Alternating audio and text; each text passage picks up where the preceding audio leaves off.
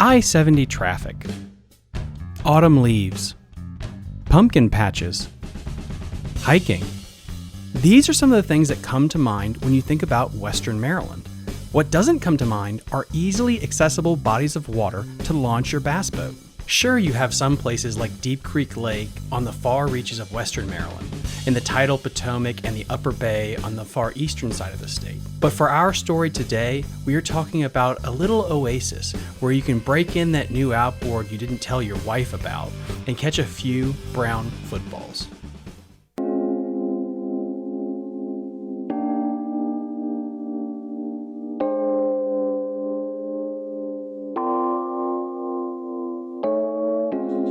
Dam 4, aka Big Slack, is where canal boats once entered the river while mules continued along the C&O Canal towpath.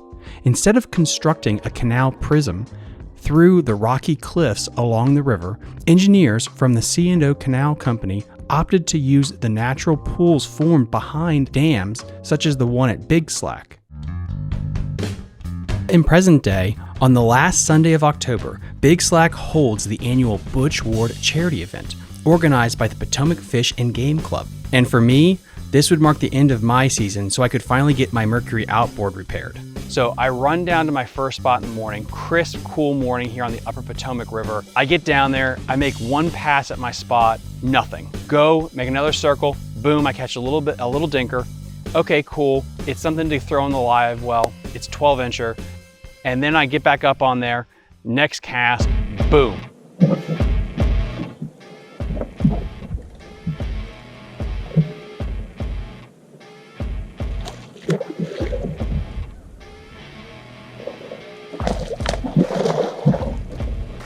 This fish was about 3 pounds and some change. For this area of the Potomac River, this is an absolute stud. I was shocked that I caught this one. You're going on the big side. Earlier this year, I had on my podcast Antietam Bassmaster Angler of the Year and Big Slack local, Ken Rose, who talked about the challenges this fishery is facing. Usually on a day of fishing a Big Slack in a tournament, I'll catch 25, 30 fish. Oh God, yeah, easily. You know, there's a lot of fish in there. You know, yeah. But I had 11 and a half pounds on Big Slack, and damn. And I, you know, I was pretty good. That's a big, yeah. For, you know, not fishing as a team. 5 years ago, as many small fish as I was catching in that place, why aren't those 11-inch fish becoming 15 and 16-inch fish? I don't have the answer for it, but I know that there's some kind of disconnect between those 11-inch fish. They never seem like they get to 14 and 15. And it's disappointing because you think, year after year, you think, man, there's a nice class of fish coming. Mm-hmm. But then what happens to them, you know? But those 14 to 17-inch fish, the ones that are nice quality smallmouth, you know, you just don't see them. Hopefully, the Maryland Department of Natural Resources can investigate this area and find ways to help enhance the health of the fishery. There are so few bodies of water available for bass boat anglers in the state of Maryland. Such improvements would be a game changer.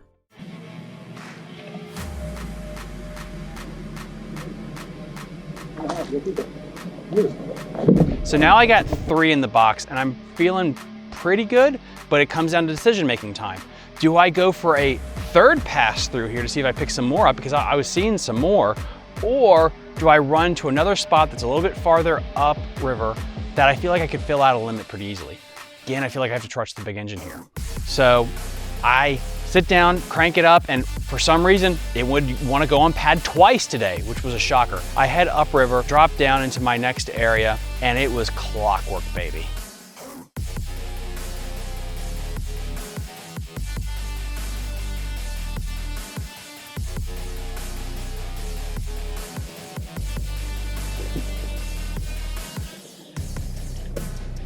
That's what I needed.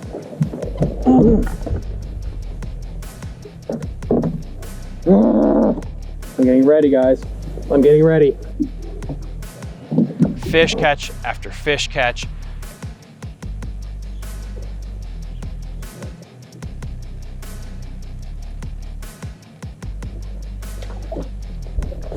I finally fill out a limit and I feel pretty good. I have a really good sized smallmouth for this area of the country. And my first thought is like, okay, cool. Let's hop back down. Let's get on pad and head back to our original spot. There was a big school located there. Let's finish out the day there.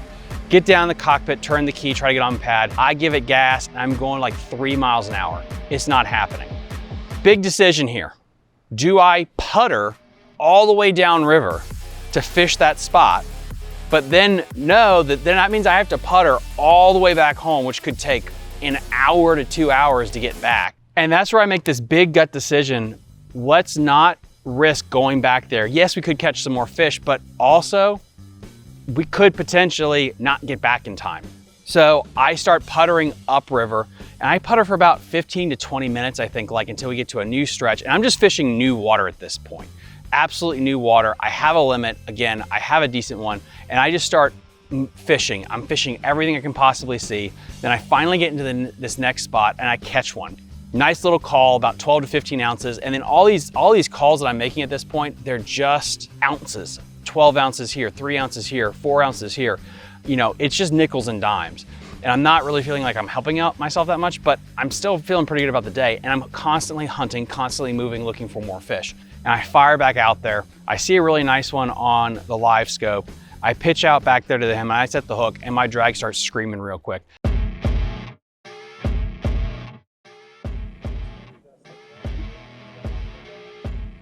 Oh my God.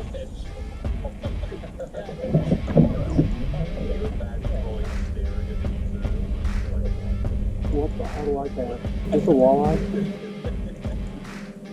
It's gotta be a walleye. And in the video, I'm like saying, please be a walleye, because I was terrified. When I saw that fin, it's like, it's either a 5 to 6 pound smallmouth, which emotionally, I'm not gonna be able to handle trying to land that thing right now in a tournament.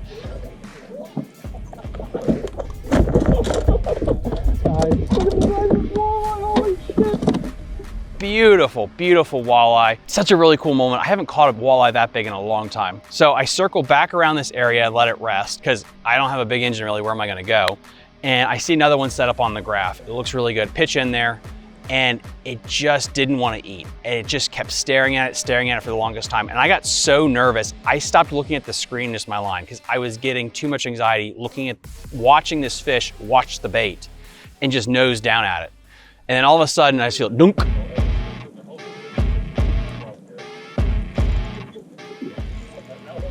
One.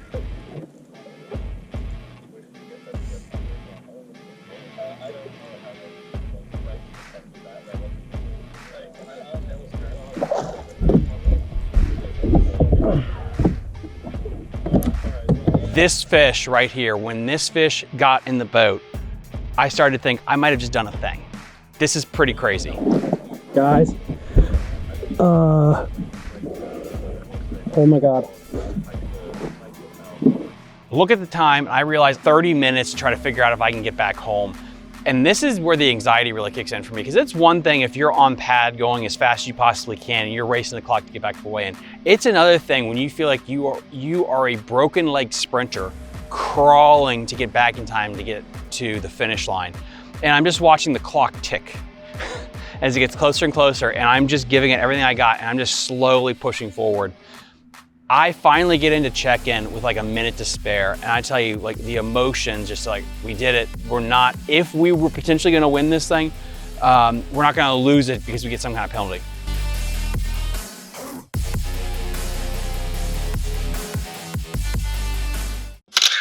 10 pounds, 15 ounces. I clinched this win. I am still speechless that this actually happened. I got to fish against some of the best river rats around and some of the people that I fished with all summer in the Thursday Nighters. And to win here on my home water is just the perfect cap to the end of the year. Guys, thank you so much for all your support. If you would like to get more in depth about what I did, the baits I used, and the locations, link in the episode description to our Patreon where I do a full live stream breakdown of everything that happened here on this magical day. Like and subscribe to the channel, and I'll see you next time on Fishing the DMV. Bye.